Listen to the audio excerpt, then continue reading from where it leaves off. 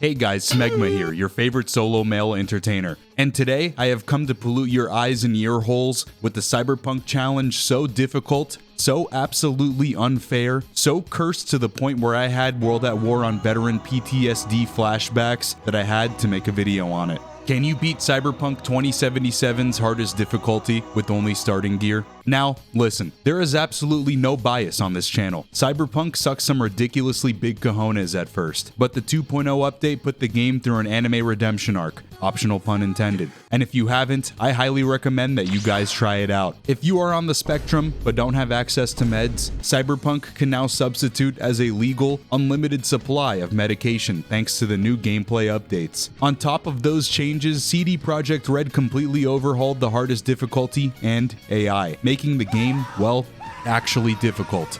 The rules this run are simple. Firstly, I can only use what is given to me at the start of the game, which is a common pistol, cyber deck, and grenade mod. No cybernetic upgrades, armor from a Ripper dock, or clothing that provides bonus stats are allowed. Second, I can spend my ability points, but we'll get to that much later. And lastly, if I end up losing my weapon due to certain story beats, I can recraft them as long as they are the same common rarity. Is taking down Oda even possible on the hardest difficulty with a gun that does less damage than this run will to my mental health? Will I be able to defeat Atom Smasher and bring you all a finale that is guaranteed to conjure a proto-adamantium boner in any Panam fan and enjoyer? Well, grab your tongue tattoo fruit roll-ups, your favorite lunchly, and perhaps an iShow Speed Prime sports drink. Sit back, relax, and enjoy this challenge, as it is essentially a video essay on the complex and dangerous science known as F around and find out.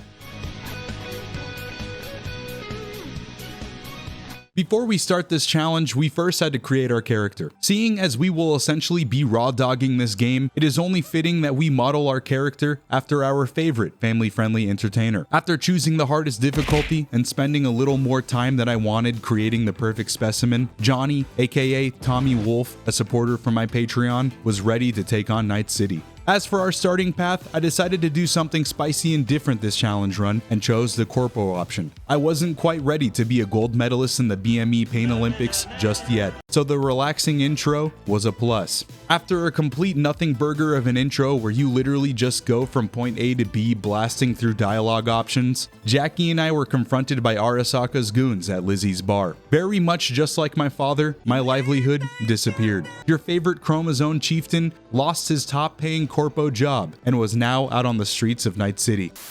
Just to set the stage, here's the setup I'll be rocking from this game start to finish. And yes, that means that I am meant to attempt and survive Atom Smasher's prostate rocking micro missiles with this much armor.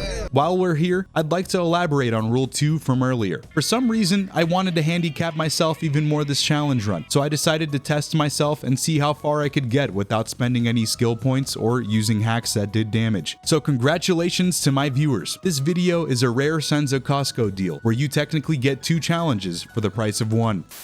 Sneaking through this intro would probably be the optimal strategy, but as I have stated in nearly all of my videos, that just isn't an option for me. Instead, I decided to take the approach that was not only entertaining for you viewers, but also fulfilled my male urge to practice sustainable and long-term cock and ball torture methods. If you wanted an idea of what this challenge was going to look like, well, here it is, folks. This pistol did nothing but tickle my enemy's frenulums, and the footage you are about to watch will probably be the most castrated, flaccid gameplay you will ever lay your eyes upon. This was where I realized that mercifully, the Elden Lords had blessed us in the Cyberpunk 2.0 update. Heals were no longer consumable and recharged over time. This was massive, and if I had a vagina, I'd probably be wet right now, because this change alone is what carried me through this entire challenge. I genuinely don't think this run would be possible with the pre-2.0 healing system. Once I was done getting a cheeky Rainbow Six Siege angle on the Elite, we found Dorset and managed to get her help. As a new tradition on this channel, I decided that once again I was going to bring our friend, the man who looked like his only source of nutrition was Fritos and cigarettes, back with me. I'd like to happily report that although he was a driving hazard, his massive cheeks didn't last as long as they did in the last Cyberpunk video. For the brave soul that he was, I made sure to deliver a violence-filled eulogy when his friends showed up to the funeral, and compared to my previous Cyberpunk challenge run, these nefarious evil wrongdoers didn't stand a chance. Following a good night's rest, I met up with Jackie, was told he found us a new job, took a nice stroll through Night City, coincidentally found another souvenir for the car ride meeting I was soon to have, and then met with the high-calorie human being known as Dexter Deshawn.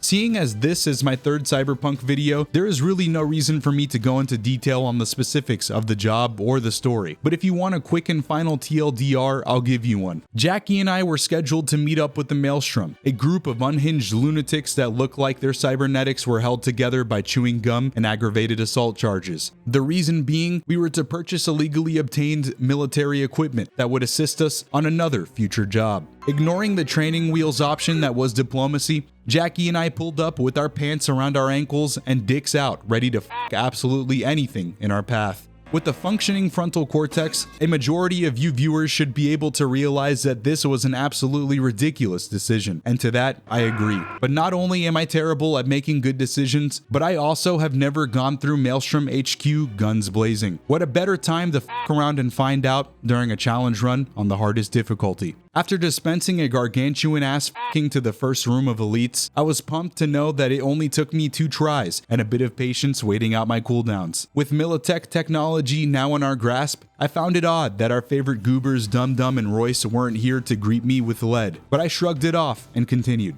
Originally, before going into this run, I thought a strength netrunner build would perform quite well, turning off my enemies' neuroptics, if they had any, and then fisting them to a pulp. That idea quickly dissipated as I worked through the latter end of Maelstrom HQ, because there was no way I could ever get close to my enemies on this difficulty without a trip to the loading screen. There are 2 things on this planet that genuinely scare me: AI photos of pregnant Shrock and an unexpected mandatory boss fight in a challenge run. Before this playthrough, I had never gone alpha male big hairy chest and balls mode through Maelstrom HQ, so imagine my surprise when I discovered that Royce, the one dude that abhors diplomacy when you run this mission like a normal functioning member of society, instead hops in a fucking exoskeleton to give you a good clapping. Thomas, the mechanized assault engine, had me in a headlock, and you can bet your sweet bippy that I spent quite a minute trying to figure out how to take this hunk of metal down. But fortunately, I was a follower of the great gaming tenets: improvise, adapt, and overcome. AKA, a few tries later, I found a flaw in his AI that pretty much rendered him useless.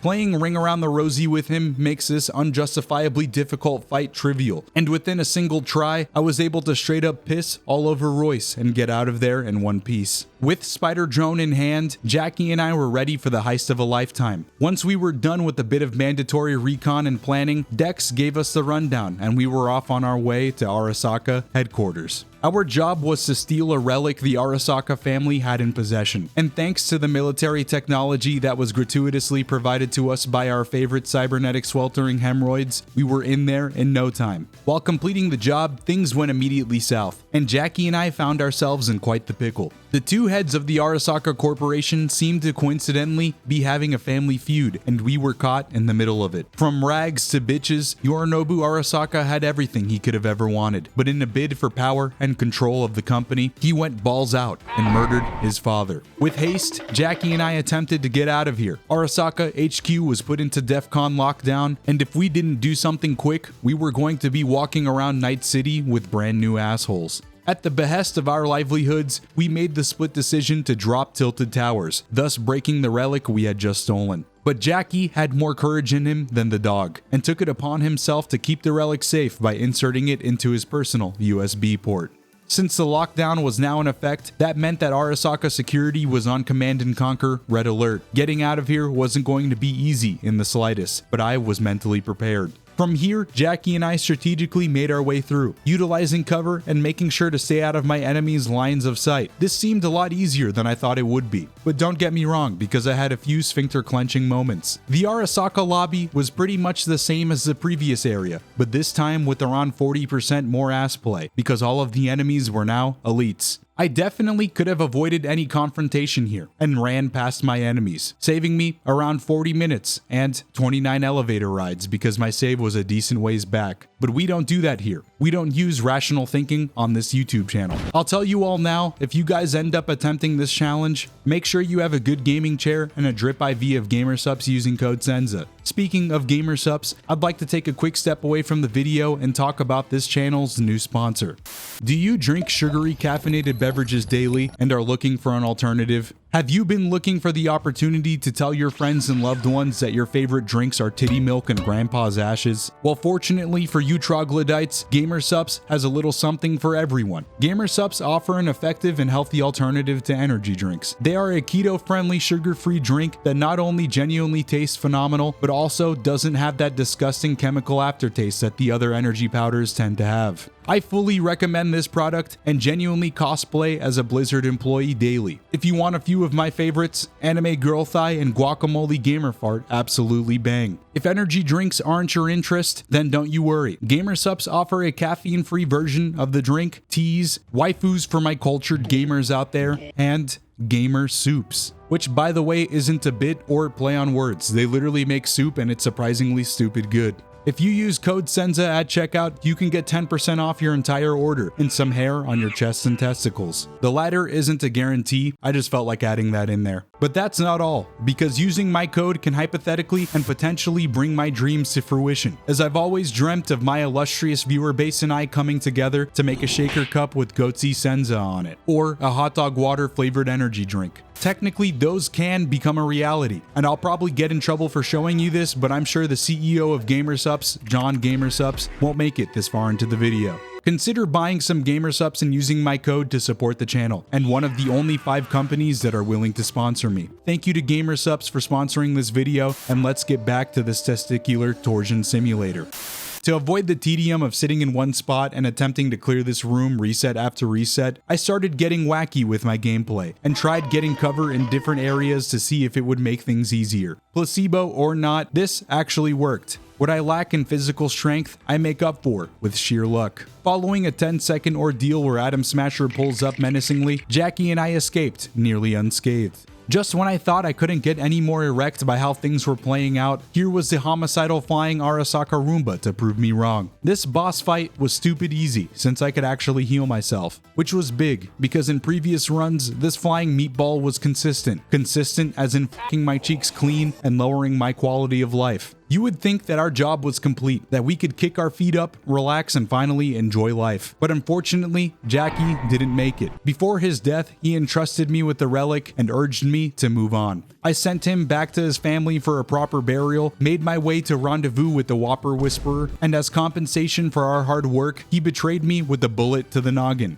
Next thing you know, I dreamt of Johnny Silverhand and the holy mission he went on to teach the no-good baddies at Arasaka a lesson. I pretty much unintentionally any percent speed ran this entire mission, because even on the hardest difficulty, the Malorian was an absolute menace and repulsively overpowered. After blowing a bunch of dudes, and when I say blowing, I mean blowing their brains out John Wick style, the bomb had been planted, terrorists won, but Johnny was kidnapped by Arasaka for experimentation. Despite all we had been through, we weren't going to let a little titty twister like this get in our way. By our luck, we somehow survived, and a mysterious benefactor came to rescue us from the slums. It goes without saying that the scripted driving sequence with Takemura was also a breeze. Although I had no healing, which led me to a moment that filled my diapers to the brim, this time around, I managed to wiggle out a victory on the first try. Our wounds were but a minimal hiccup that could easily be fixed by a Ripper Doc, and after some well-needed rest, we came to the discovery that Johnny Silverhand's consciousness was on the chip we inserted into our heads earlier. We were now the Johnny duo, born and bred for nothing but violence, but Silverhand's consciousness was wrestling to take over mine, so I needed to find a way to get this chip out of my head.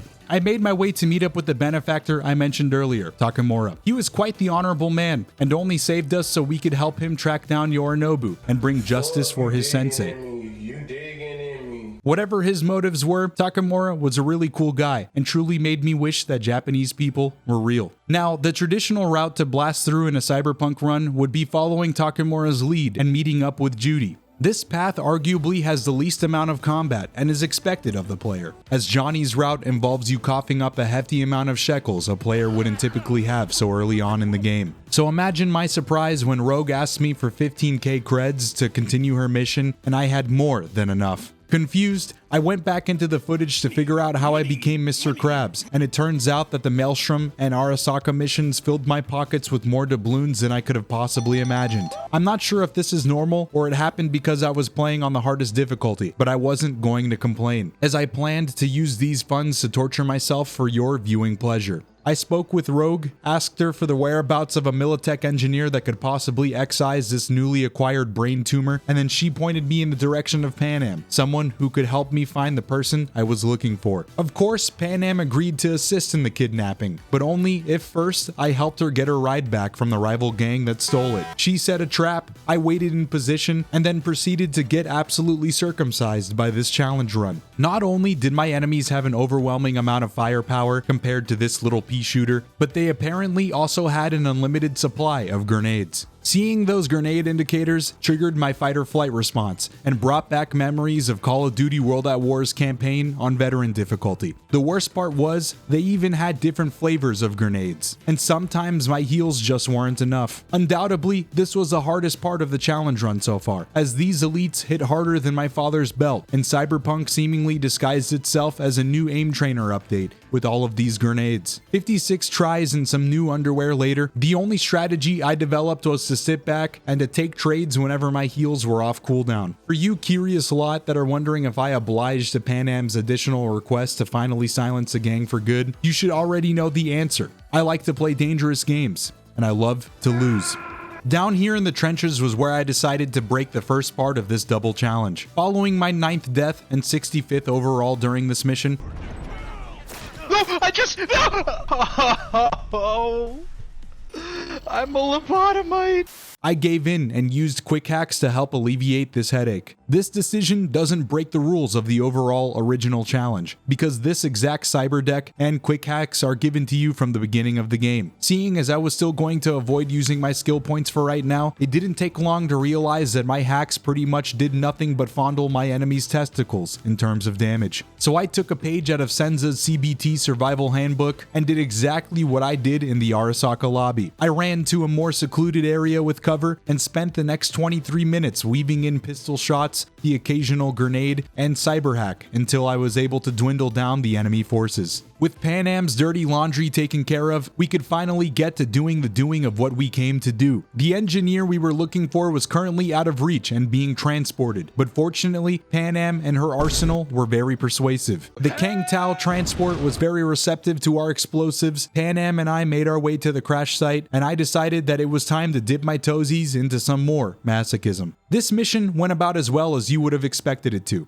But interestingly enough, I was now starting to get used to this difficulty and playstyle. The mechs at the crash site pretty much just let me wallop their asses into submission, which was honestly kind of anticlimactic. As for the gas station, I spent a good hour here, not because it was truly too difficult, but because at this point I had a few drinks, and non-sober Senza isn't very patient when it comes to gaming. Instead of taking my time, I attempted to rush in over and over again, meeting my swift demise each time. Eventually, Hellman was kidnapped and taken to a place where I could interrogate him. He confirmed that Johnny's consciousness was slowly taking over mine, and I left to let Takemura ask his own questions. Leaving the motel, I noticed that I was naked. Seeing as I had taken a 2-month break in between recordings of this challenge run, I had no idea why, and truly was too lazy to go back in the footage to find out exactly what happened. In the popular children's anime Cyberpunk Edgerunners, the protagonist David had enough drip to compete with the faucet at a Motel 6. So it is only natural that in the popular children's video game Cyberpunk 2077, we should have access to the same.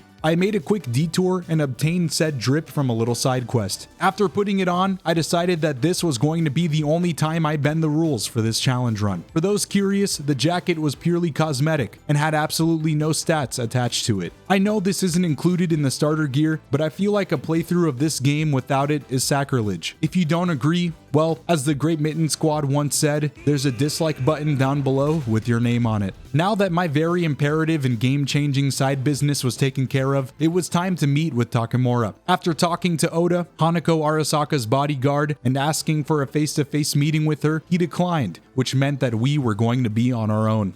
It was quite clear that Takemura was going to give it his all to bring justice, and he let me know that he would rather get booty butt naked, oiled up, and sit on a blender than let Yorinobu get away with his crime. So even with our leads going cold, Takemura was over here like Magnus Carlsen with some big brain chess moves. Knowing the stakes, I happily agreed, and we were off on our way to cross the intersection of the superhighway called Masochism. Breaking into the Arasaka engineering facility to hack Haneko's parade float was a roller coaster. I laughed. Oh, good. He's regenerating himself. Yeah. Woo! I'm having so much fun. I cried. Okay, I'm in. Yeah, more like in a fucking grave. What the fuck am I supposed to do about that? I had my virtual testicles fondled for nearly 2 hours straight, and most importantly, I almost gave up. My fucking god, I do no goddamn damn.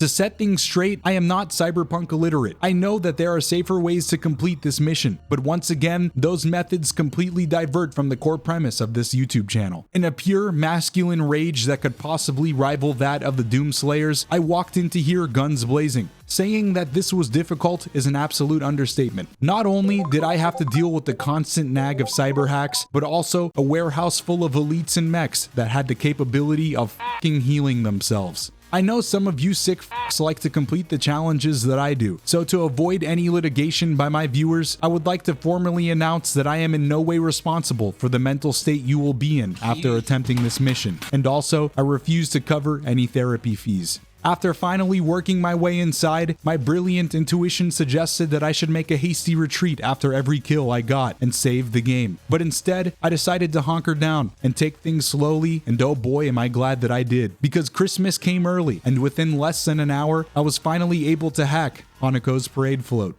With the first step in Takemura's plan complete, it was time to lay low and pursue other leads. To satisfy my lust for even more self-inflicted torture, I expeditiously made my way over to Clouds to locate an old acquaintance and one of Yorinobu's side pieces, Evelyn. At the front desk, I was told there were no weapons allowed inside, and they did an incredibly poor job at enforcing those rules, because I was able to simply craft one after entering. A little bit of tomfoolery and a FNAF jump scare from the terrible AI later, I decided that once again I was going to tackle this mission the unorthodox way. Going from Takemura's Gimme Danger mission to this was like a walk in the park. The enemy density inside Clouds wasn't nearly as close to what it was in the Arasaka compound, and I was pretty much ripping through these doofuses. Even Woodman was an absolute pushover. You can literally kill him with one hand if you wanted to, especially if you're a Stellar Blade enjoyer, because we all know fans of that game played through it with one hand. That game was ass, and I hate to say it, but I'm an ass man. A little digging through Woodman's computer was all it took to discover Evelyn's potential whereabouts. I skedaddled over to Jig Street, met up with Judy to get some information out of a man with a forehead so big he could remember what happened tomorrow, and then made sure that Finger could never lay his fingers on another woman again. Before leaving, I made sure to take out the trash, and after discussing the dead-end leads we had obtained, Judy had a theory.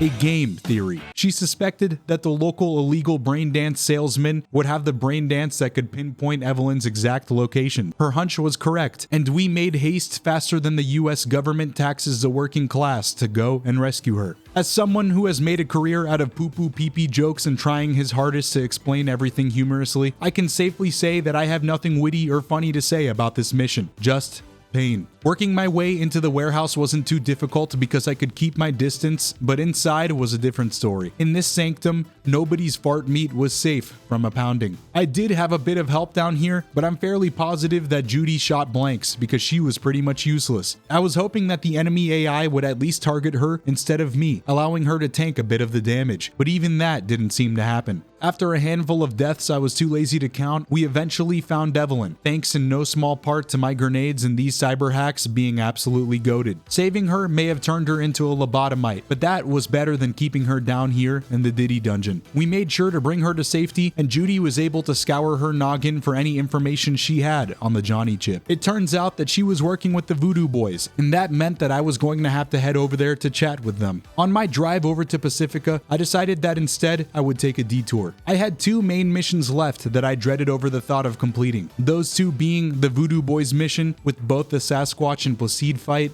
and Takemura's mission with Oda's fight. You would think that one boss fight would be easier than two, so I chose the latter to save what I thought would be the hardest mission for last. But let me tell you that I was wrong, and Takemura's Mass Effect 2 suicide mission was a proverbial cum shot that broke the porn star's back. Has this difficulty tempered me enough to survive this hell? The answer was to try, and the outcome was to surely get my cheeks dissected. Even with committing the cardinal sin of save scumming every now and then, taking down the Arasaka snipers made me feel like I was trapped in a never-ending war, especially with this fucker here, whose sole purpose was to run you down so hard it looked like a hate crime. Every fight either ended with my abrupt end or left me with the hair of health. I literally would rather reenact One Man, One Jar live on YouTube than deal with this again, and that was a fact.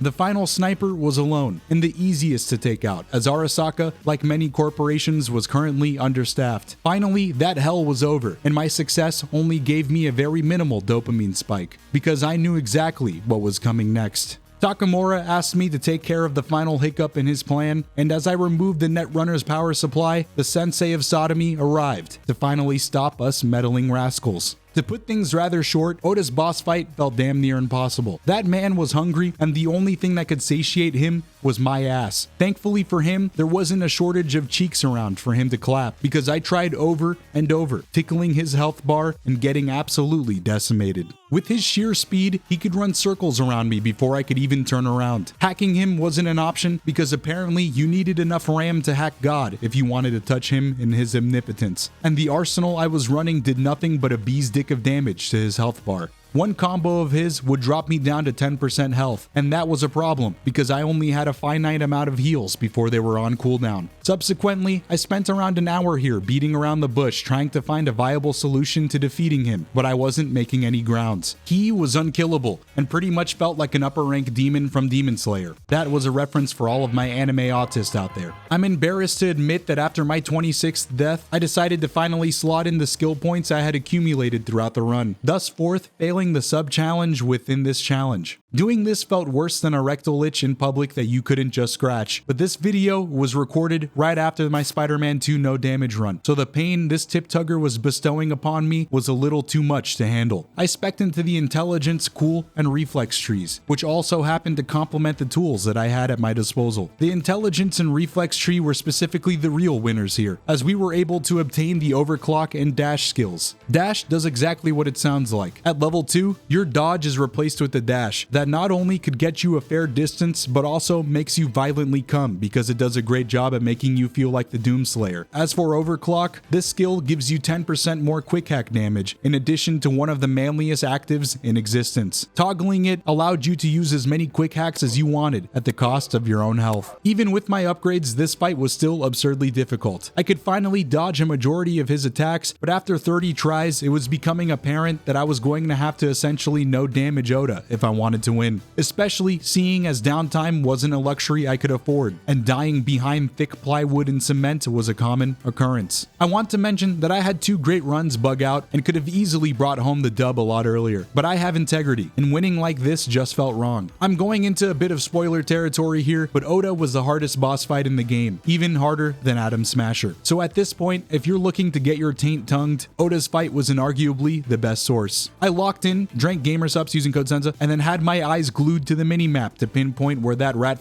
was located at all times, dodging every attack he threw at me and blasting him whenever possible. Somebody go call the Costco guys, because I finally brought the boom to Oda after 3 hours of trying. I spared Oda, and if Halo 3 taught me anything, it was to always leave a stranger with a bit of man stench before hitting the road. The Arasaka Roombas that tried to stop me were no match for the forbidden jutsu known as pixel peeking, and it turns out that our plan succeeded. Hanako was kidnapped, and it was time to bleach her ear holes with the truth of what actually happened to her father. While laying everything out onto the table for her, Arasaka goons showed up to give us a good spanking for the crimes we had just committed. As the loyal and heroic friend that I am, I attempted to save Takemura during my escape. Unfortunately, every single enemy inside of this building was absolutely lethal, and I could barely make it 2 steps without getting destroyed. Not even King Arthur could remove their tongues from my asshole, because they were rimming me and running me down down good. Post-Oda, I was genuinely tired, and I wanted a break from all of this unhinged cock and ball torture maxing. Regrettably, saving Takemura was the very antithesis of what I wanted. Sometimes you've got to make a rough decision, like salvaging what sanity you have left, or saving a buddy from a group of corporate torture specialists. So with a heavy heart and 12 tries later, I ran like the coward that I was, and left him to the merciless clutches of Arasaka. After finally escaping the 4-hour-long no-holds-barred match that was this questline, Hanako reached out to me with an unexpected proposition. She wanted me to personally help her take down her brother in exchange for removing the cerebral squatter in my skull. It was a bold offer, and one that could change everything. But before we could dive into any grand plans of corporate takeover and family drama, I first had to sit down with the Voodoo Boys for a little heart-to-heart about this chip. Upon arriving in Pacifica, I decided that for science, I wanted to see if I could brute force and shoot my way through this little quest arc. I've come to report that not only was it not possible, but the residents here seem to be fucking wizards. Following a scripted orientation, I met with Placide, who let me know that he would get me in touch with his boss, the leader of the Voodoo Boys, if I first did a little gig for them. I made my way to the mall, wondered what the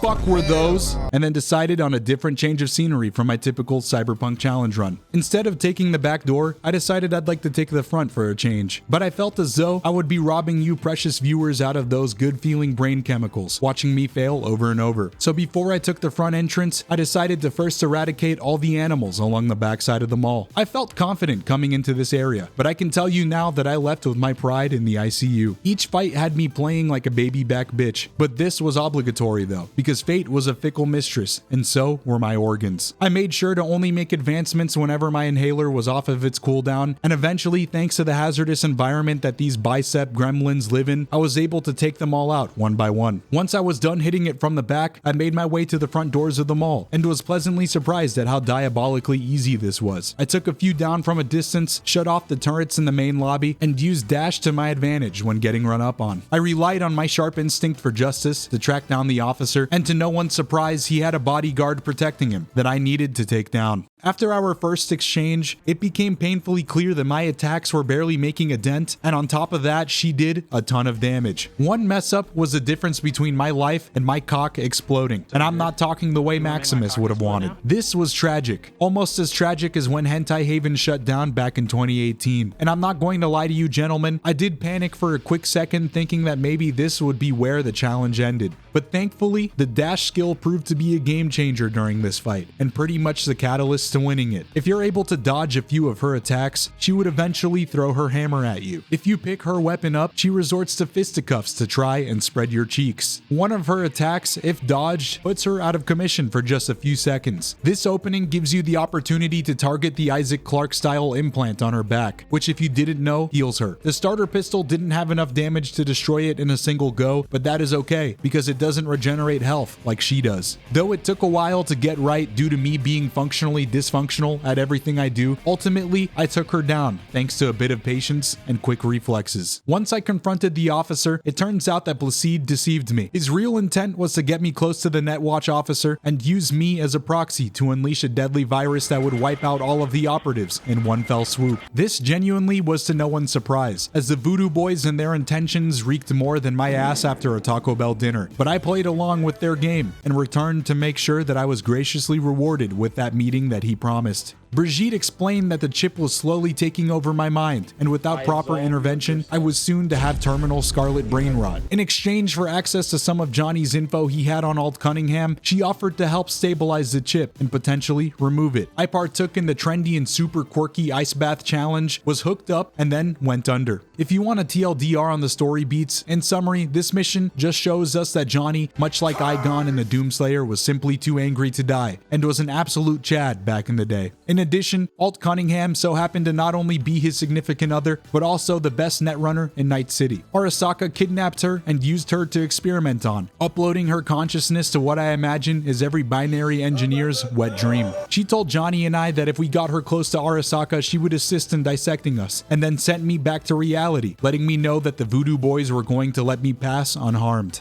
Now you rational gentlemen may be thinking I just easily walked out of here the diplomatic way, because it would take a special kind of autist to willingly blast out of Voodoo Boys HQ during a challenge run like this. The thing is, you all are wrong, so I kindly informed Brigitte that her time had come to an end, and then, with no hesitation, channeled my inner Johnny Sins and started dropping dick off like it was my full-time job. To keep things brief, I died over 33 times here, and spent a little over 2 hours attempting to make my escape. The main culprit of my demise was the fact that the Voodoo Boys had access to a hack that pretty much would one-shot me if I didn't disrupt its caster. But just like how downloading and playing League of Legends makes you a worse person, doing these challenges did the very opposite, and my failures made me a better person. Problem solving was like second nature to me, and after making it this far, nothing seemed impossible. Through a ton of resets, I found that positioning myself toward the back left of the train shaft created a natural funnel for my enemies. This strategic spot reduced their aggression somehow, which allowed me to methodically take them down as they approached one by one. Taking them down gave me the ego boost I was desperately craving, but my serenity would quickly come to an end when I remembered that I would have to fight Placide before leaving here. The tiny room where his boss fight took place wasn't ideal for this challenge, as it rendered me susceptible to an unwanted buckshot enema. So alternatively, I stayed behind the door of which you entered the room and started slapping him with a barrage of hacks, bullets, and grenades. Within 3 tries and about 16 IRL minutes later, because that is genuinely how long it took to kill him with my damage, my strategy worked and I could finally wipe my hands clean of Pacifica. I was finally nearing the end of this challenge run, and I had to make a decision on which ending I would choose. Haneko's ending would arguably be the fastest and effortless one, but as I've mentioned 30 times during this video, that wasn't an option, because not only did I choose that ending in the last Cyberpunk video, but also taking the easiest way out would make me feel stinky, and my primal ape brain just wouldn't allow it. So in a twist I'm sure no one saw coming, I chose the route Johnny Sins, the man of 1,000 professions would, the Panam ending.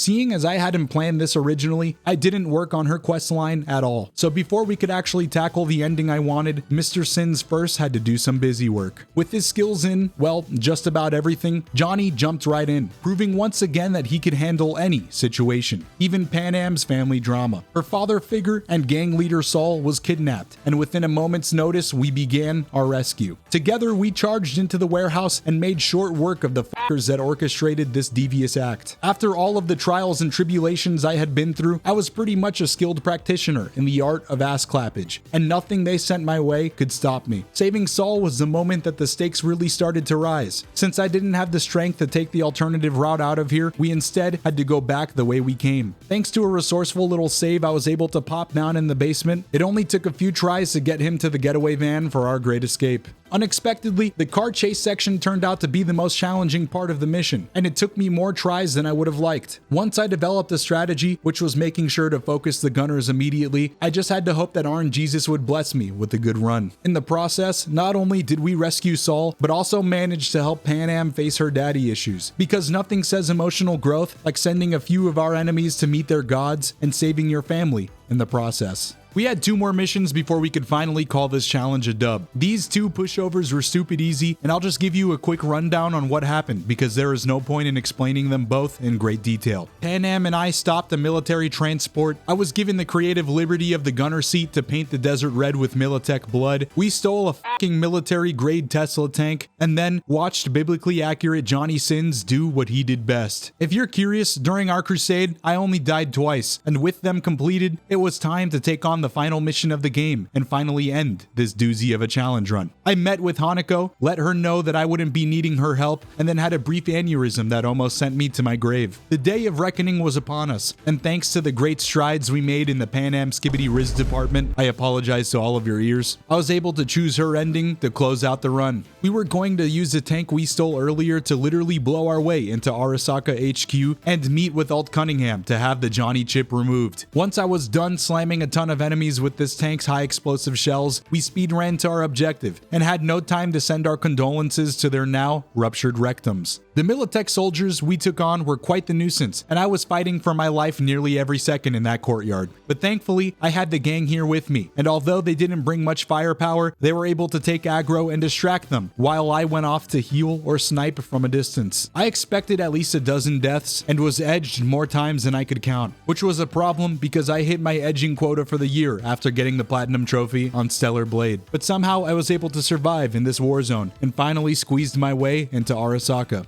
Inside, we began on our warpath to rendezvous with Alt. I'll have to honorably mention Saul, because he was the true MVP here on the latter half of the mission. Saving me was all the justification he needed, and with no regard for his personal safety, he made this place his very own testosterone-dampened Thunderdome, bringing pain and agony to all those that entered. With Saul and Panam frontlining and protecting me, I played back a bit and only took fights that I knew I would survive. On our way to Alt, she decided that she too wanted to join in on this Arasaka spit roast, and hacked the enemy deadly Roombas to help us clear a path.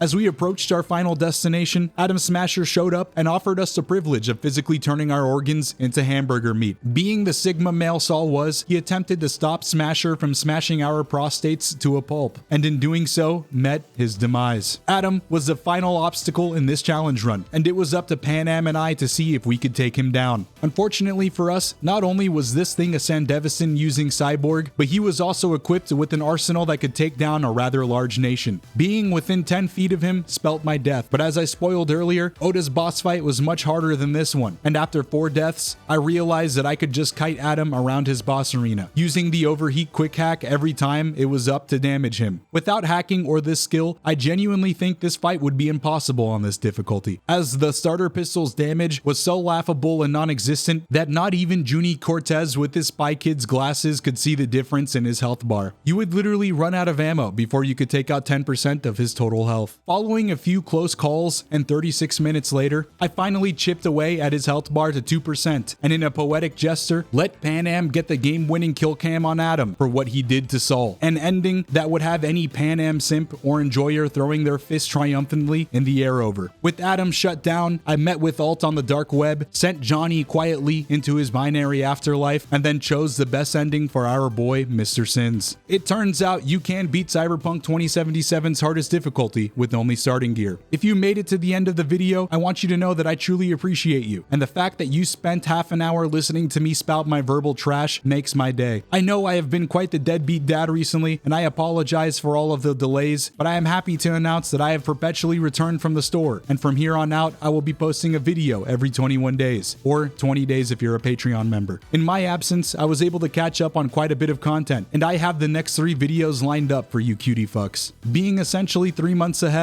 I hope I will be able to keep up and make 2025 a great year for the Diaper Booty Gang. If you want to support the channel, make sure to like the video and maybe check out my Patreon or Gamer Subs. I love you fucks, and if you made it this far, comment World at War on Veteran in the comment section below, and I'll be sure to like all of your comments. See you guys incredibly soon, and once again, thanks for watching. Peace, love, and boners.